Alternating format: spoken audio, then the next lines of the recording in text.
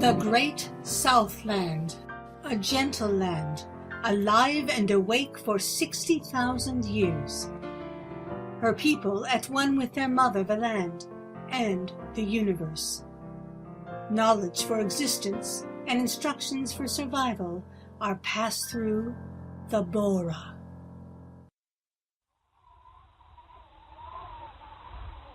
Bora. A Bora ring on sacred ground. The ring defined by perfect stones, uniform in size and placed at equal distances apart. This circle, placed by ancient man to show our place within our space, within a far, far greater whole, and how all things are connected. How many young men walked this path to revere a belt bestowed by rites that passed from generations back and started at the dreaming? The stones were chosen reverently, and solemnly they formed this ring. The ring part of a greater whole. There were breaks by broken stones, and sadly some were missing. I pondered on one broken stone. 3 pieces lay upon the ground. Jagged edges, rough and sharp, had violently been broken. I placed the pieces in my hand, and they still fitted perfectly, wondering what would be the glue to try and mend this broken stone, as all the parts were plainly here and sitting, grieving on the ground, lamenting long their separateness and aching for reunion.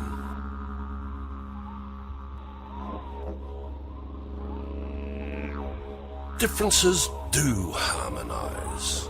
They sit within a greater sphere of our combined humanity, which is encompassed round about within the circles of the sun, within the circles of the stars, within far greater circles yet, all different, yet in harmony.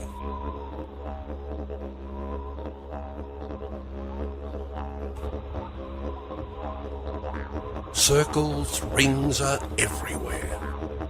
Difference is in harmony. That's what the Bora taught to me.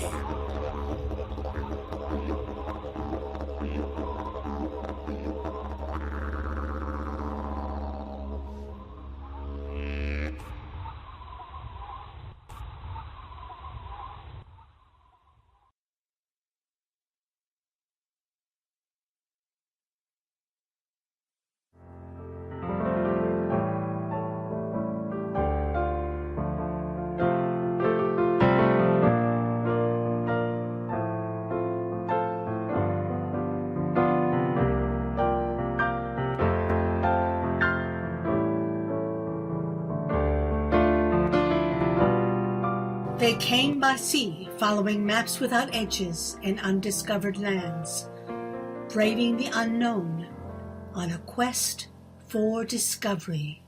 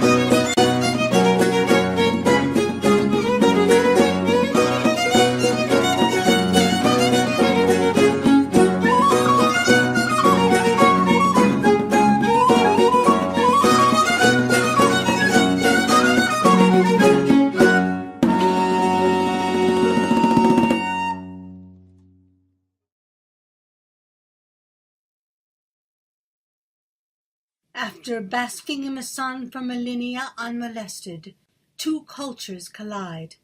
And what of the aftermath? Penfather River.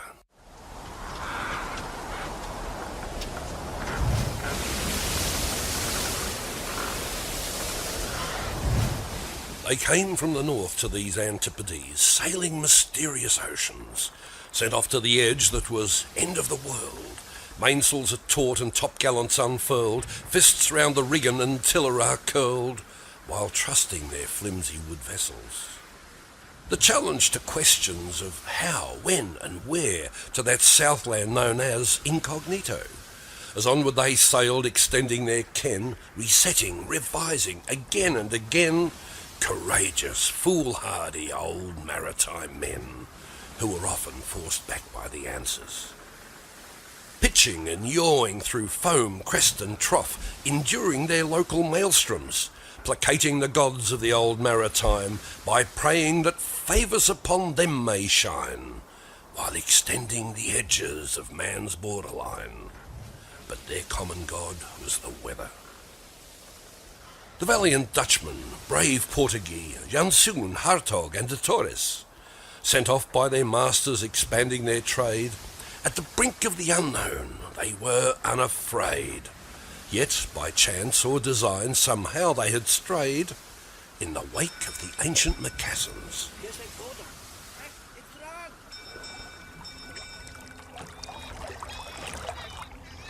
Approaching the coast with a hand lead and line, one day they arrived at our shoreline. Now white man set foot on Australia's soil, with some expectation, reward for their toil. Looking around, found no riches to moil on the banks of the Penfather River. No pomp, no pronouncement or formal decree, Europeans had finally landed.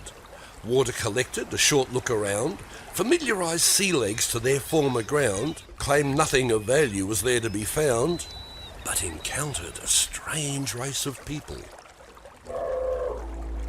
who were already here in these antipodes from the time of their ancestors' dreaming, whose spirits had travelled, created and planned, shaping the landscapes, the animals and defining relationships throughout the land, prepared for this dark, gentle people. They were of the land, and the land was in them, in this place to be known as Australia. Trade routes and telegraph, message-stick news, maps of great detail they'd draw up and use. The seasons were understood, and they would choose to live with the land and not of it. No land was owned, and all bounty was shared, learned well from their ancestors' teachings, so no major warfare or hostile divides. But not for much longer would peace here abide. First place on this land where two cultures collide was the banks of the Penfather River. Still they came from the north to these antipodes in the wake of the brave souls before them. From convicts and masters who came to our shore, to builders and dreamers, the rich and the poor, some escaping a past, their lives to restore. But sadly, some pasts can't be shaken. They came with their skills and their mindsets intact to conquer our far-flung horizons, looked out to the vastness and sought to expand, saw great opportunities at every hand. So planting and grazing while working the land, we displaced our original people. Sowing and reaping, each harvest renewed, Australia gives of her abundance. The land would reward tender care, and we've found a basin of life under dry, barren ground. And from drought, fire and flood she would always rebound. Respect to the land that sustains us. From that great wall of coral to the far western shores, her bounty is sought by all comers, by foreign masters set off to explore, for gas, copper, iron, minerals and more, even found riches of bauxite galore, not far from the Penfather River. They returned to the north from these antipodes, traversing great pathways of oceans, with wool and with wheat, then live cattle and sheep, renewable harvests from till, sow and reap. but minerals rapaciously ripped from the deep will sadly give only one harvest. What will be left for our grandkids, I ask, when her soul has been ripped and exported? A future of promise displaced by foul play, defiling a land to be left in decay? Have we made a wrong turn, or have we lost our way from the banks of the Penfather River?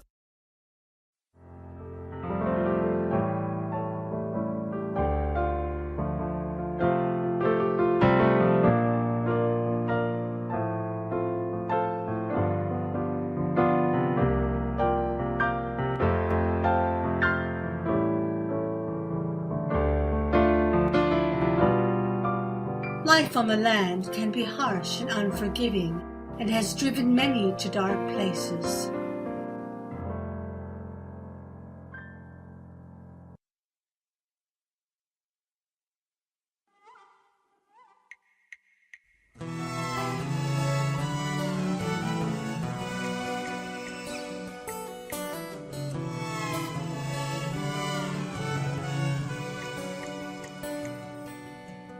Faces in the photographs are faded, and I can't believe he looks so much like me. For it's been 10 years today since I left for old Cork Station, saying I won't be back till the droving's down. For the rain never falls on the dusty Diamantina, and a drover finds it hard to change his mind. For the years have surely gone like the drays from old Cork Station, saying I won't be back till the drover's done.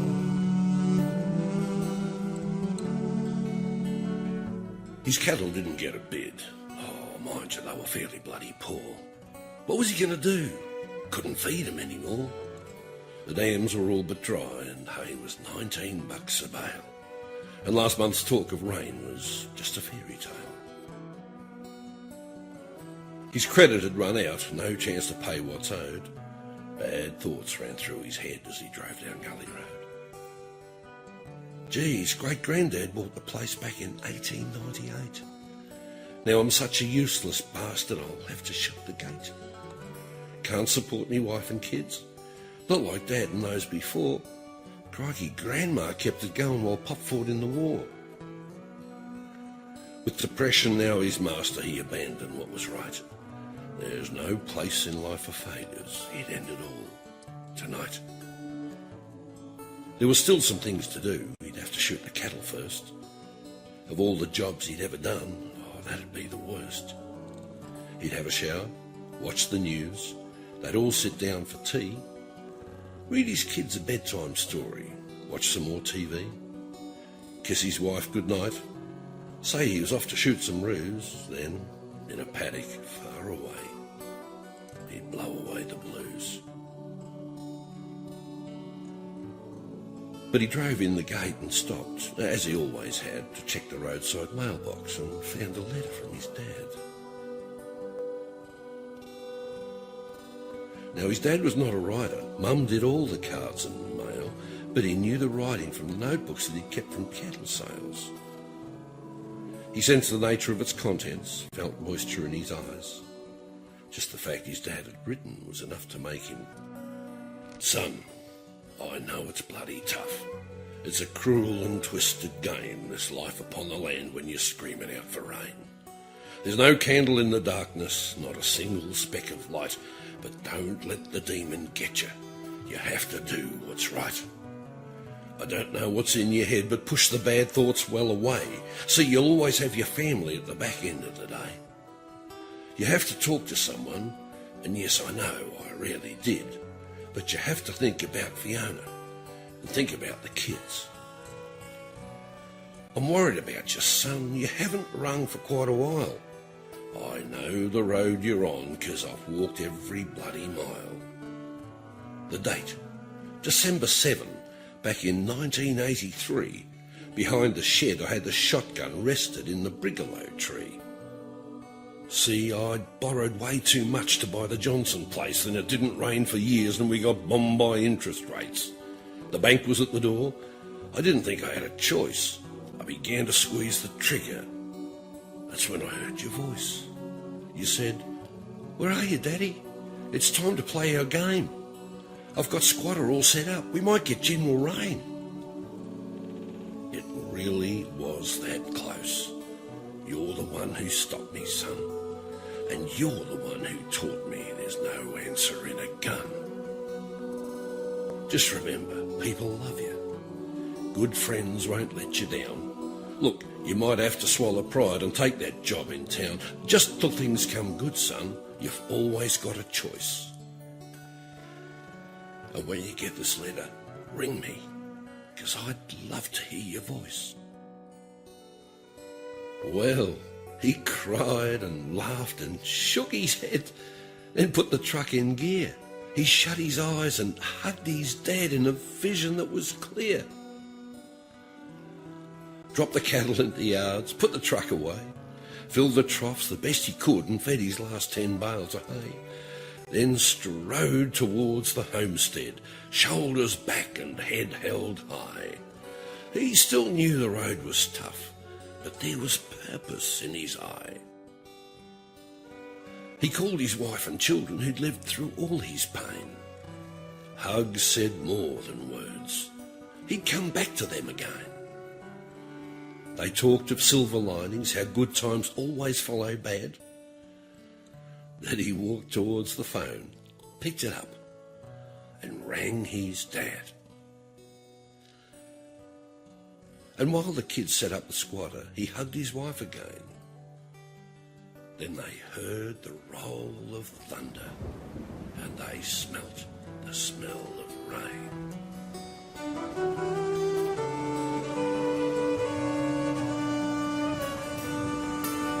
For the rain never falls on the dusty Diamantina, and a drover finds it hard to change his mind.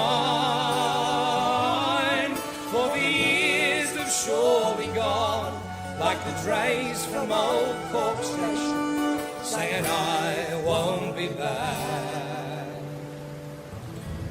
till the droven's done.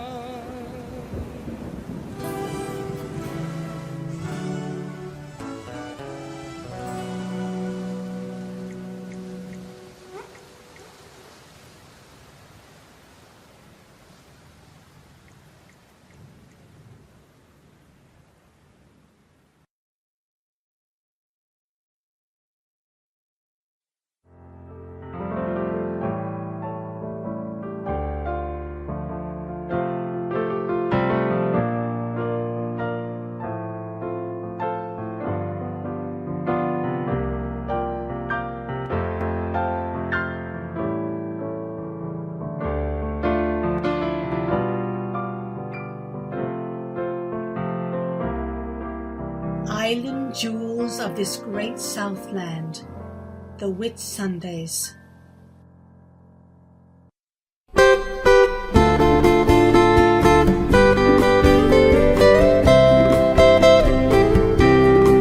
On a clear Whit Sunday morning, round the island's reef is calling, gentle swell and seabirds soaring, gliding way up high. Up ahead the fish are jumping, and my heart is leaping, pumping, cruising here in paradise, beneath the cloudless sky. This is living in the tropics, with lazy sultry days, far away from cares and worry, North Queensland way. It is where I spent my childhood, where I most loved to be. Home is a Whit Sundays for me. On a bright Whit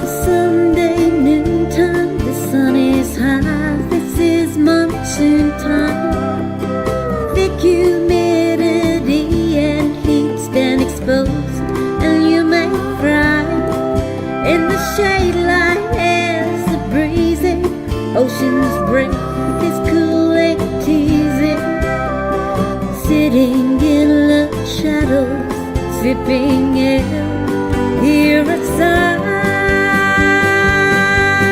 This is living in the tropics, with lazy sultry days, far away from care and worry. North Queensland way, it is where I spent my childhood, where I most loved to be. Home with the weird Sundays for me.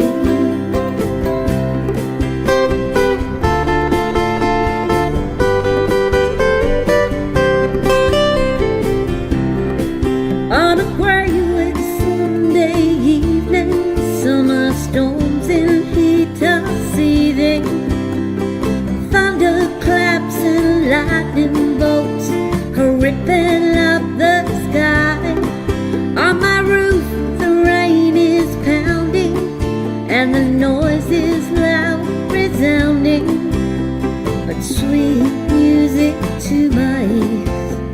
To this I'll testify. This is living in the tropics, lazy sultry days, far away from care and worry.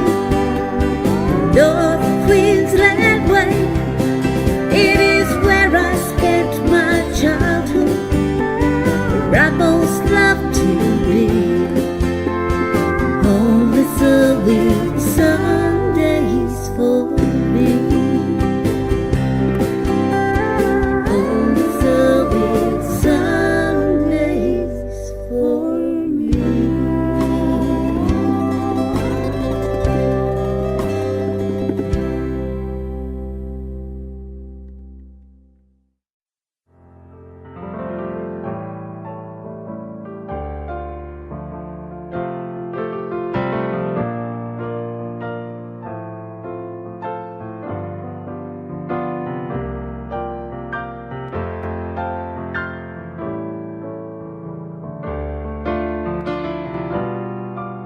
A Strange Tale from the Outback. By way of explanation, a myall is a hardy native tree of the outback.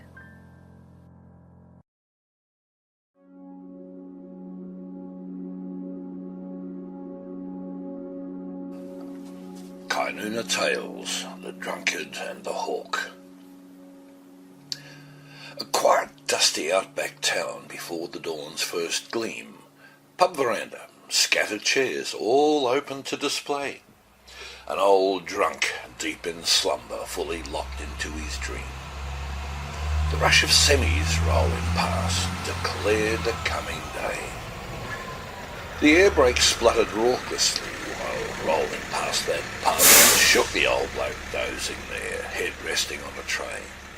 He rolled his tongue, his mouth was dry, and gave his head a rub, as the birds wrapped in melody, their chorus on display. He clears his throat and spits the residue onto the floor, stretches and a scratch before he waddled out the back. A clang of kegs, the cellarman pokes his head in through the door and growls, "Morning, Bill," and rolls another empty on the rack. Folks always thought Bill crazy in a harmless kind of way. He'd often sit beneath a myall while scouring the skies. What was it he was looking for? He would never say. Recklessness and daring often flickered through his eyes. Today, his head is in a haze. He's sitting in the shade of the pub's cool, hosed-out beer garden, shelter from the heat. His foggy brain is clearing, hangover starts to fade, and recalls a long-forgotten memory. He rises from his seat. A rocky scarp behind the pub. Bill's rising from the floor. A daunting, rugged outcrop and not too far away, and wondered why he hadn't seen that scarpment there before. Rambling incoherently, he shouts, "Today's the day!" Bill makes his way across the flats with grim determination. His joints are stiff, but he persists, ignoring any pain. The scarp was closer than he thought. He's soaked in perspiration. "You'll be here soon. Can't be late." Bill's rambling again. He starts his scramble up the rocks, purposeful and slow. Stiffness gone, his spirits lift. He's feeling rather spry, and spots the old Kainuna pub across the flats below. Summit reached, sits on a rock and scours the wide blue sky.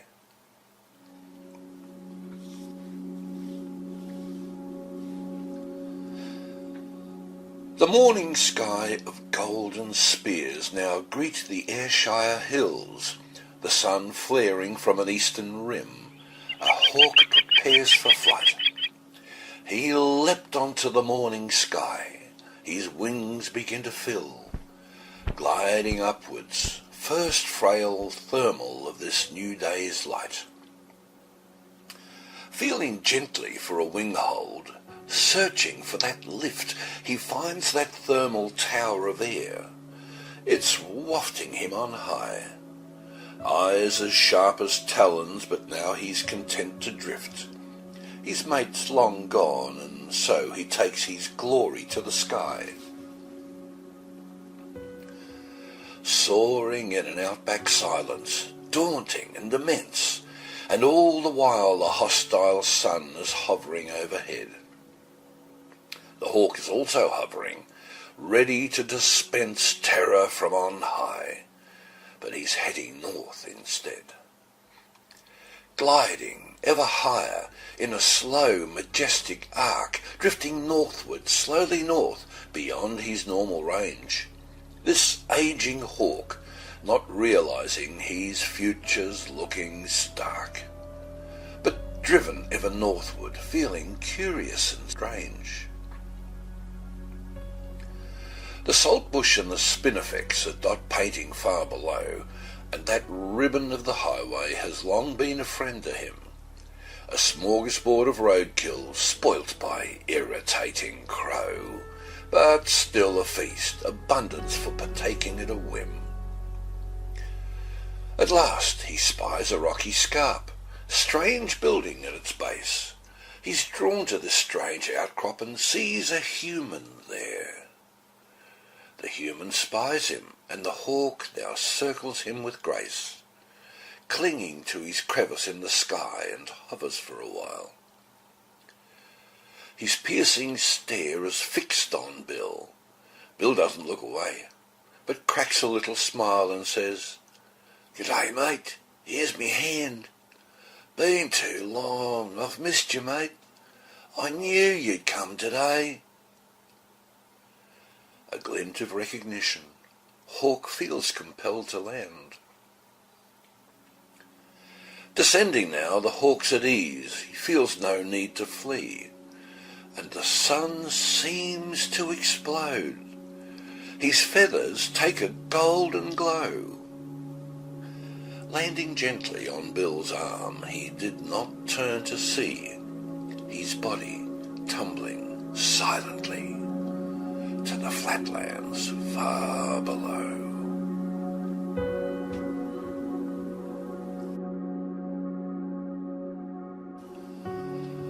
Well, there's no rocky scarp behind that pub. There's nothing there at all.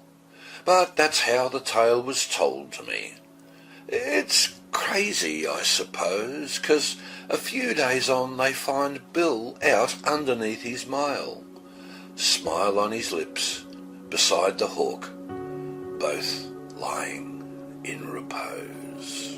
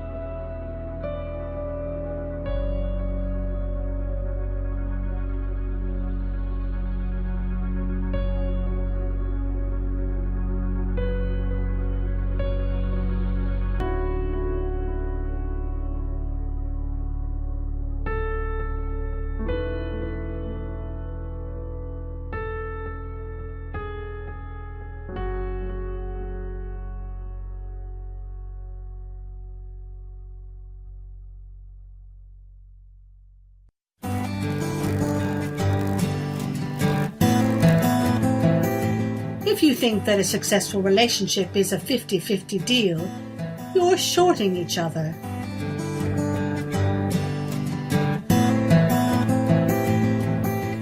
A bloke meets his Sheila, they fall in love and live happily ever after. Oh, how sweet is that? Let me introduce you to Sheila.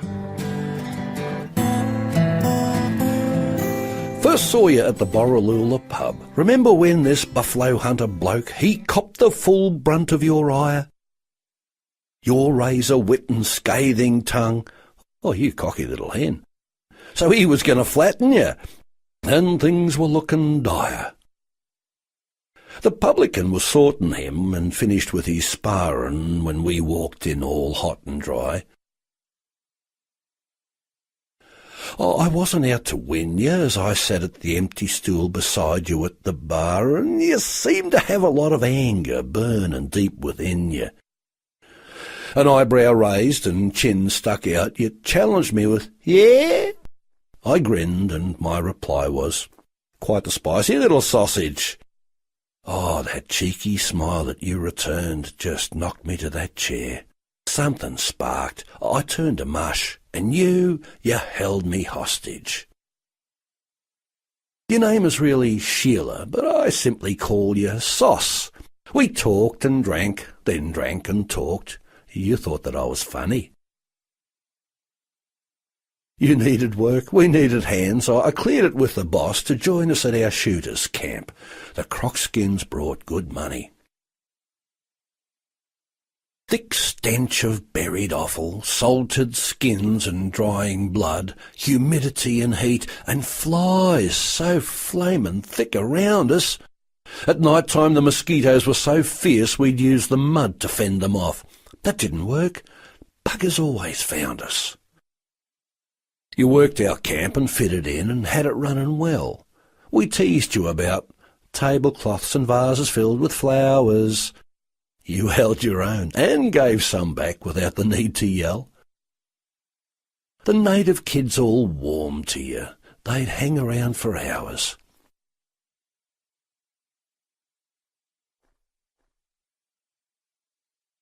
Then, Sauce, you chose to share my swag. I used to wonder why. Oh, not sorry that you did, you know. We've travelled far together since those early days, and yeah, we've managed to defy the odds, and there were challenges that we would sometimes weather. We ended one long season in the Gulf by hitting town. Oh, that brunette with her generous charms was where I almost blundered. You looked at her, you looked at me, and with a frightful frown leaned close and whispered in me ear, "So where's my bloody 100? Then whacked me in the ribs. Oh, it was pretty hard as I recall. Oh, commitment's true percentage is 100, no contesting. At 50-50, there'd be 2 halves missing, a shortfall. Oh, you saved my life on that day, Sauce, and that's all that I'm confessing." We moved to town for our first child and stayed for 7 years. The palsy took him from us. Unrestrained, our grief was pouring. Then one more kick right in the guts and realised our worst fears. Our second was stillborn. Now we both needed restoring. The sparkle in our eyes is blunted slightly from despair. We share the look of longing at the sight of children playing. Our fingers lock in knowing squeeze and sighs hang on the air. Oh, the ache and bloody pain. Oh, Sauce, persistent in its staying.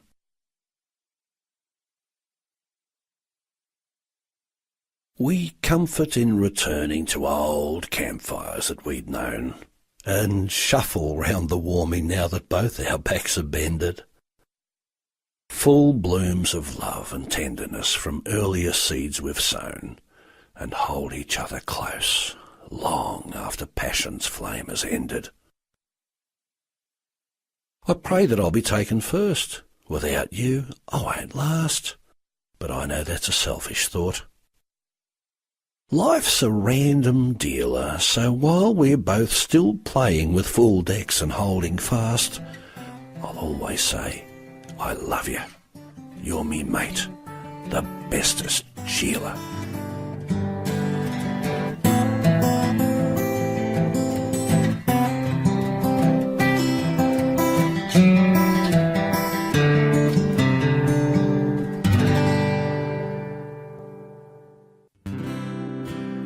As the sun sets on our story and the moon rises on the desert dunes, what do we see in our dreams? Campfire is dimming, the birds have stopped singing, so stir up the embers and unroll your sway, yawning and stretching, smiling and sighing, you're ready to crawl into your sleeping bed.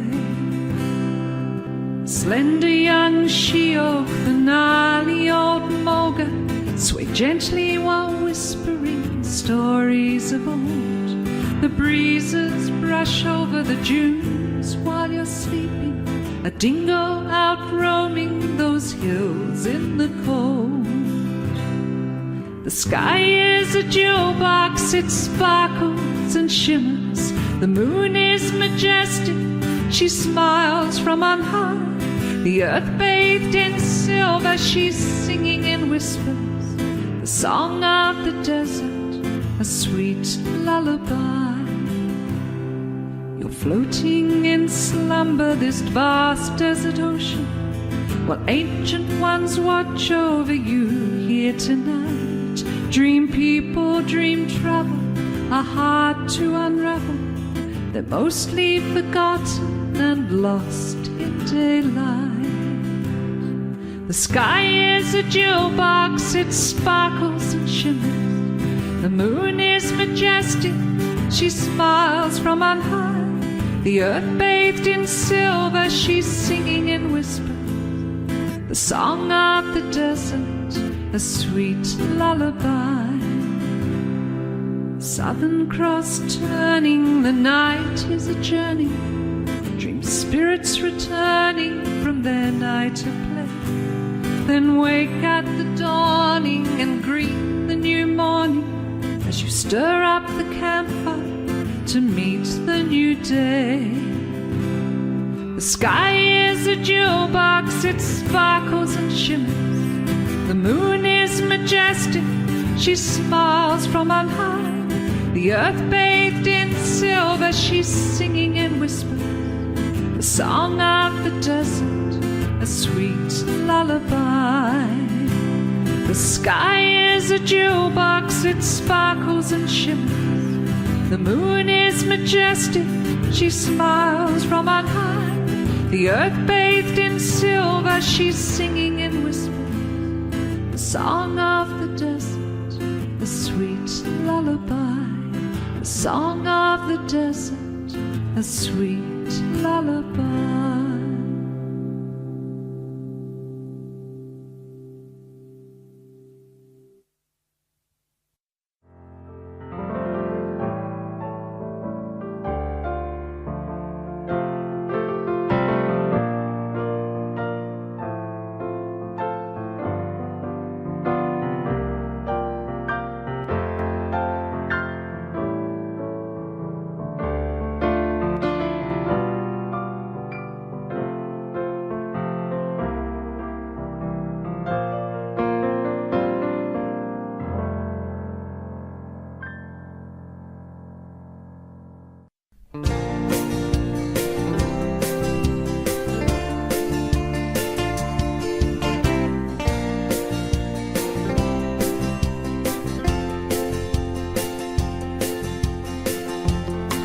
Man came and he began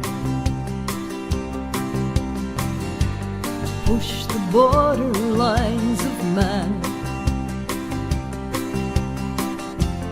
White man followed in their tracks, worked and toiled with bended backs, and as all people came as one, we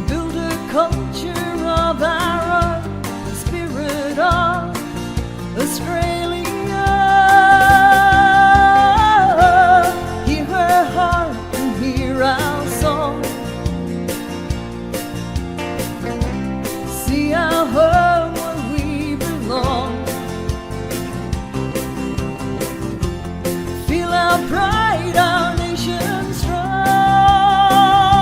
Oh, it is the spirit of Australia. Yes, it is the spirit of Australia.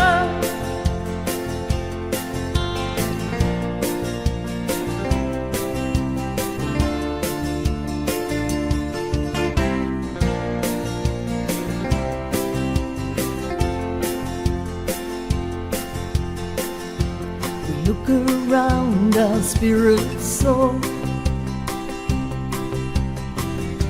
The froth of oceans lap our shore. And this great land is our delight. The Southern Cross bejewels the night. We've a nation to be proud, so let's sing her praises loud. The spirit of Australia. Hear her heart and hear our song. See our home where we belong. Feel our pride, our nation strong. Oh, it is the spirit of Australia. Yes, it is the spirit of Australia. Oh, it is the spirit of Australia. Yes, it is the spirit of Australia.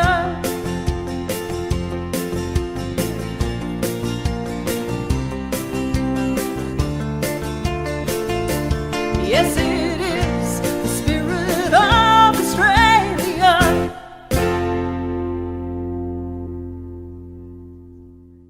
Let's give a big thank you to our performers today. Also, a rousing round of applause to our Australian bush poet, Theadore Themis, for the wonderful poems, song lyrics, and guitar playing. To Keeshe Ansar for her choreography that captured the spirit of Australia so well. Our thanks to Layne Thomas for the outstanding set and for playing the music stream today. Thank you, too, for being here. Thank you for your support of the Avilion Cameo Theatre and Avilion. Our cast will now dance one more Australian favorite for you, Home Among the Gum Trees. I've been around the world a couple of times or maybe more. I've seen the sights, I've had delight on every foreign shore. But when me friends all ask me the place that I adore, I tell them right away. Give me a home among the gum trees with lots of plum trees. A sheep or two, like a kangaroo, a clothesline out the back, veranda out the front, and an old rocking chair. I'll be standing in the kitchen, cooking up a roast, or Vegemite on toast, you and me a cup of tea. Later on we'll settle down and mull up on the porch and watch the possums play. Give me a home among the gum trees with lots of plum trees. A sheep or two, like a kangaroo, a clothesline out the back, veranda out the front, and an old rocking chair. There's a Safeways up the corner and a Woolworths down the street, and I knew that you'd open up while they regulate the heat. But I'd trade them all tomorrow for a single bush retreat where they could cook tomorrow. Give me a home among the gum trees with lots of plum trees.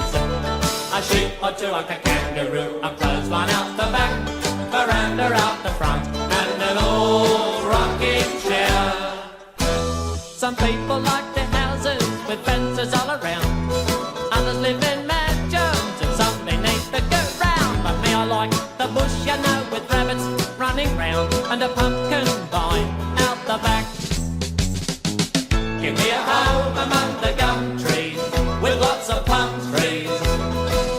or two like a kangaroo, a clothesline out the back, veranda out the front, and an old rocking chair. Give me a home among the gum trees, with lots of plum trees. A sheep or two like a kangaroo, a clothesline out the back, veranda out the front, and an old rocking chair. Give me a home among the gum trees, with lots of plum trees. A sheep or two like a kangaroo, a clothesline out the back, veranda out the front, and an old rocking chair. And an old rocking chair. Hey! We would like you all to join the cast now in a toe-tapping bush dance straight from the Australian bush. Click the dance ball above your heads for dances, or use your own.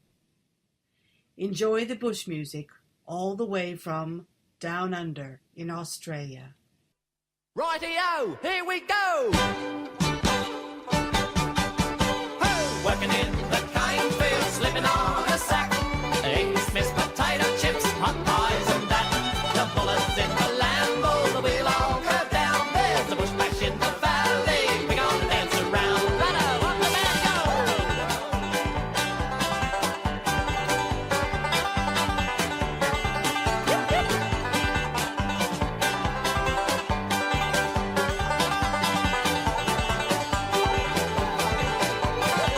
They'll come down from Terranora, Stokers and Talgum, Roby, Brickland, Gowrie, and even Tumbledum. They'll all wait at the Lambo when the band begins to play. Oh, if they like it, that's alright, come back some other day. Go at one side.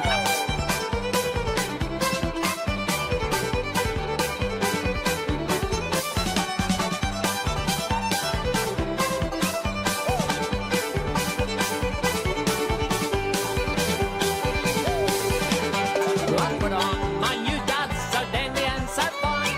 Then I'll blow a number, drink up a little wine. I'm gonna hit the dance floor to see what's going down.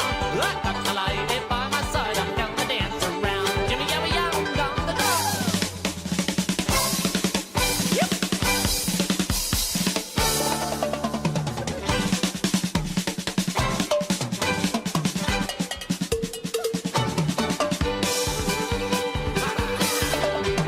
I'm gonna get a lady, one that looks real fine. Gonna take her back to my place, drink up some more wine. Then I'll pop a hard word, I hope that I might score. Yeah, if she likes it, that's alright, she's gonna get some more. Malalamas on the bass.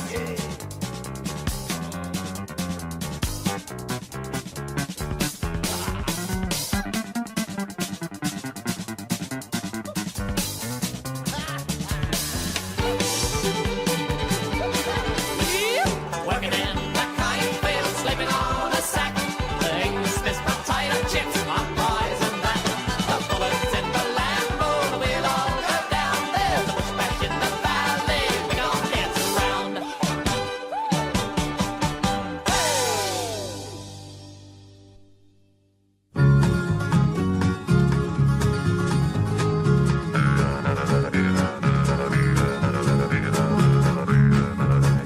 Let me tell you of an interview with an old man he knew. He's got a beak and feathers and things, but the poor old fella ain't got no wings.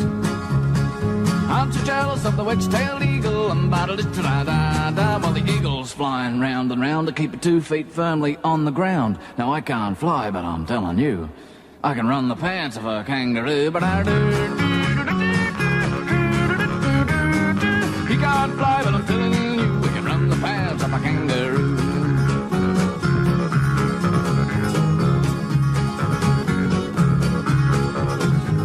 Well, he was the model for the 50 cents. Da-da-da-da-da. The designer should have had more sense. Da-da-da-da-da. If you take a look, it'll prove to you. I ran the pants of that kangaroo. Take a look, it'll prove to you. He ran the pants of the kangaroo. You can't loop the loon like a cockatoo, da-da-da-da. Swoop and toss like an albatross, da-da-da-da. You silly galah, I'm better by far than a white cockatoo or a budgerigar. They squeak and squawk and try to talk. Why, me and them's like cheese and chalk, but he can't fly, but I'm telling you, we can run the pads of a kangaroo.